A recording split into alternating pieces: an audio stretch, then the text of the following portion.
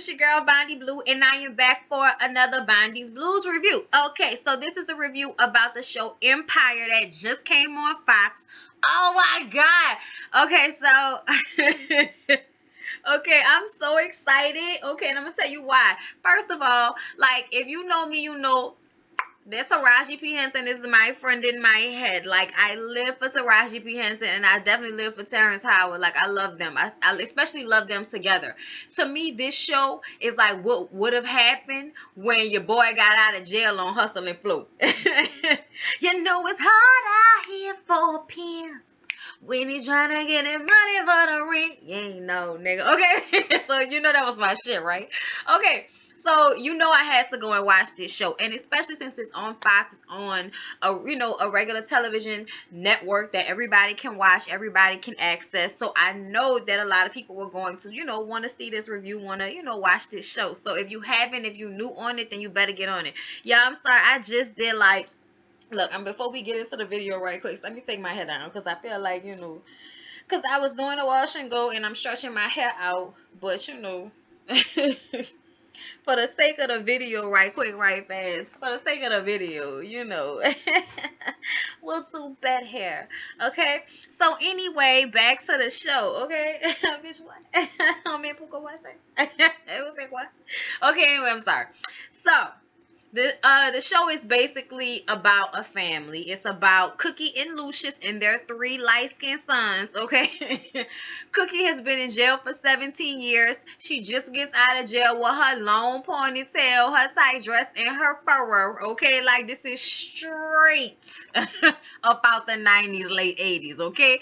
First of all, Terrence Howard held the entire show is giving me buku lines of coke on a mirror and backhand slaps. Like, that's what I see with the hair. So when he in a limo and he all coked up and sweaty and upset at the bitch, and then when he smack her and then like that one piece of hair like mess up and come down in the front, so he gotta be like he like, oh, how's the coke bitch, like that's what I was feeling was going on. So anyway, so, Lucius, that's his name. He's like this asshole, Like, they got a gay son named Hakeem, and they got the other son that's like a little asshole. He looks like Chris Brown. He's a rapper, blah, blah, blah, blah. Like all the rest of these little rappers. Anyway, he's like the stereotypical rapper right now. He's not really working that hard. It's all about the females and drinking. And when Cookie came home, he wasn't happy to see her. And he, like, called her a bitch. He was like, so what, bitch? And I was like, no, she just got out of jail. Why you gonna do that? No, she took the broom that he was holding and beat the piss out of him. The next scene we see this nigga, he got a black eye. It's all locked up and shit. And the whole time I'm like, she fucked that eye up. That's what happens. Yo, okay? When I tell y'all breaking a broom on somebody is like a tradition. Like, people get too hot. They start smelling themselves. Think they can talk to people any kind of way. I don't know what he thought was going to happen when his mama that just got out of jail, his entire life got out of jail. You call her a bitch. What did you think was going to happen? Did you think she was going to cry and run away? She just got out of jail. What? You fucking up out the gate.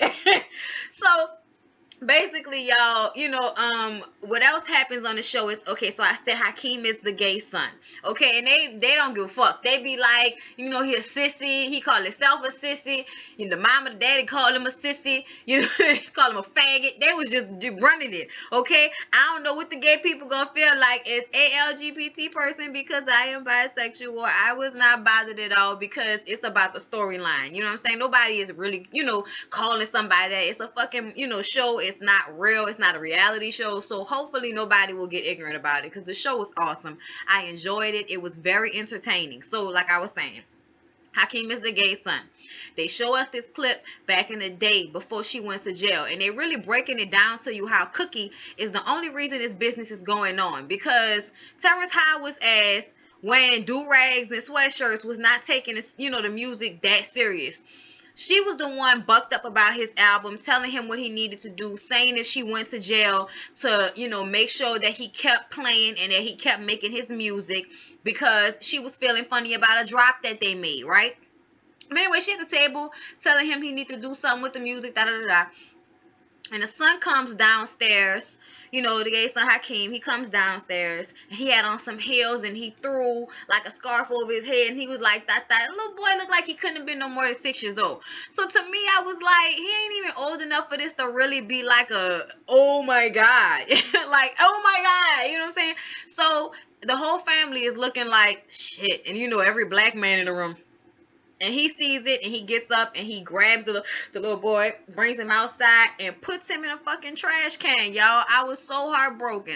So Raji runs outside. Cookie run outside and Cookie grabs her. She's like, you better not. She punching and pushing him and she pick her baby up and hug him so tight. She's like, it's okay, baby. And she's like, Lucius, you crazy. And she kicking at him while she's trying to walk up the stairs. Y'all, I had to rewind the moment when I tell y'all I was so here for that. The music is good. You know what I'm saying? Like, as far as like the ballads and stuff that I've heard, that first song that girl was singing when, you know, in the opening scene was like so amazing. She was singing her ass off. That song sounded so beautiful. Timbaland is like, I think, the music coordinator or whatever. A lot of this music sounds like his music with the beats and everything. It's great. Like, I'm so feeling the show right now. So Cookie is the one, obviously, that has always been behind Hakeem. So here's where the separation comes. She comes back. She wants part of her business because it was her $400,000 that of drug money that started the company in the first damn place, and it was her who taught him everything about how to make music and basically sound like how to produce and engineer music.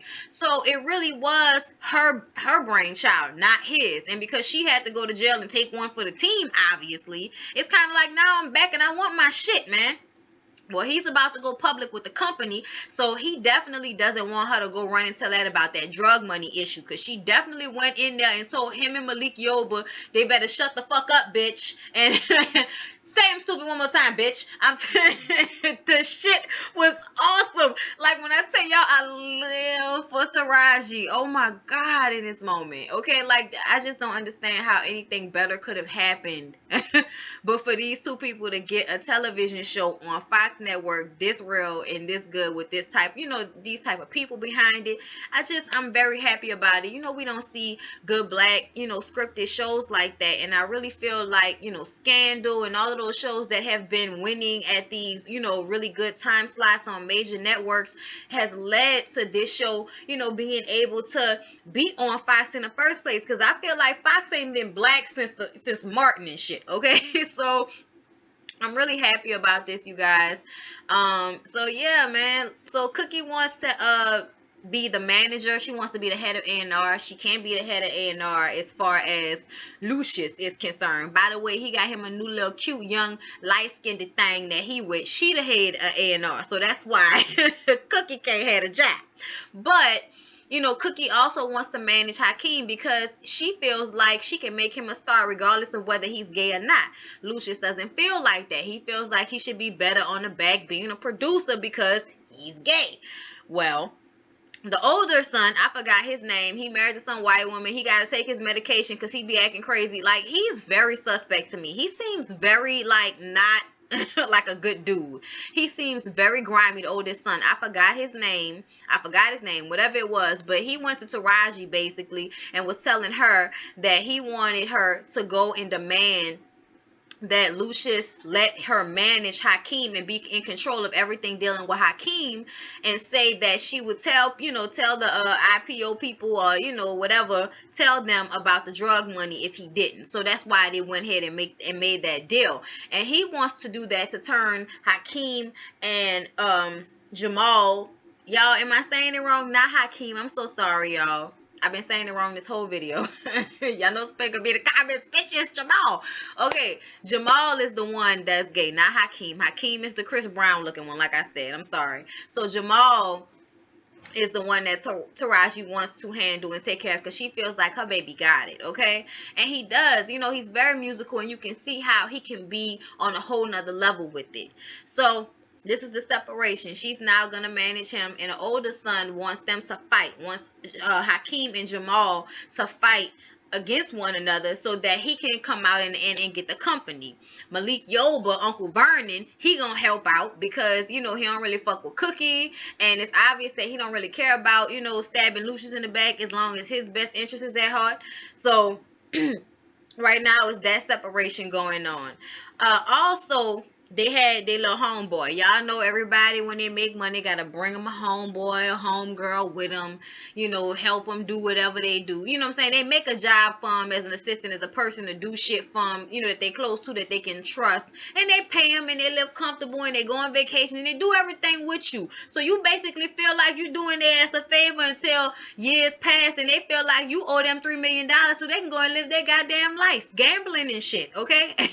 Because I forgot the homeboy's name. Like, I feel like he said Shine. I feel like he said his name was Shine. He was like, Shine, you know, need the money. But I don't know if he was talking about his bookie or what. Because I know the guy is a gambler. So, you know, Lucius met him in a park and shot him square in the face. Like, nigga, you ain't about to blackmail me. You know, nothing will get between friendship but a bullet. Bow, and it was over, and he walked off. And it was like, damn, you're not even gonna try to conceal it. You just shoot the man under the bridge. Like, people don't never be paying attention to shit that go on under the bridge. I live under the bridge. Nobody is getting shot under that bridge and just leaving a body there, and then nobody ain't gonna find out. That's not gonna happen around here. I don't know what that is, you know, where they do that at the Empire, but I'm just saying what goes down in New Orleans. Jefferson Parish will be on that shit. Okay? They would have the murderer by the end of the week. I'm telling y'all right now. Anyway, but yeah, he murdered his friend in cold blood, y'all. That was so cold-blooded. But he had showed up to his house and shit in the middle of the night with a gun. Like, give me this money. You forgot about me. I helped raise your kids. I did everything. Like, man, get the fuck out of here, man. You also got money and a lifestyle. You gambling all the money away. Ain't nobody about to keep giving you money so you can keep gambling it away. Fuck out of here. You should have shot his ass. Gonna show up at my fucking house with a gun like you was gonna do something. You should have done something. You know who you friends with, nigga. You got all this evidence that I was killing people. You know who I am. You should have known I'd kill you. That's what I feel. Anyway, y'all, what else happened in the show? I don't know. Huh? ALS, yes. Okay, also what's going on is Terrence Howard has been diagnosed with ALS and they say he only has 3 years. So that's why he's especially trying to groom somebody to take over the company. And I'm like, why wouldn't you automatically give it to the head son and just make sure that all of your sons have a share in the company so that they can't sell it off without each other's, you know, if they have that type of power, because they about to go public, so I'm guessing they'll no longer have that power. They would just have a small percentage of the stocks and stuff like that. But you know, I still feel like if he was going, he should have just made the oldest son, who is obviously the one who is dealing with all of the business. You know, like, it would make sense to make him the head of it, and then, you know, like, make your boy a talent if he wanted to do, you know, just whatever. It just seemed like, come on, bro, like, we really gonna act like it can't just go to the oldest son that's already kind of running shit? Come on, bro, whatever. But you know, he felt like need one of you Negroes to step up and stop acting like bitches. Y'all, this show is so epic. I'll have more impersonations and shit later on. Little Chris Brown bitch. Gonna call that lady a bitch and think he was gonna get away with it. I was like, she whipped his ass. Like, oh my God. The ass whooping was so old school. It made me think of my grandmother's old, like, record player that looked like a large piece of furniture. It used to slide the top open and have the records in it right here and a spinner over here. And the speakers would be, all, you know, at the bottom on the front. And she used to play, "Don't mess with my toot toot. I know you have another woman, but don't mess with my toot toot." All right, look. And she played my grandma. Wait, no, it's my flag boy. My flag boy and your flag boy was sitting by the bayou. And my flag boy told your flag boy, I'm gonna set your flag on fire. You're talking about Aiko, Ande. Oh. Alright, that's some New Orleans shit for y'all. Mardi Gras about to happen, okay? So, you know, I'm all on my Mardi Gras music and shit like that. Shagamorphine. Anyway, like, comment, and subscribe. Huh? February 17th, cousin Mardi Gras going down. I probably ain't gonna go to no parades. I probably ain't gonna do nothing. News coverage is like non-stop during Mardi Gras, so it's just extra work and cold weather and rain, and I've done it too many times when it had beautiful warm weather, so it's just like, I'll miss a rainy one. You'll be okay. Anyway, you guys, like, comment, subscribe. I love you all. Thank you for watching, and I'll see you in the next video. Hot cocoa.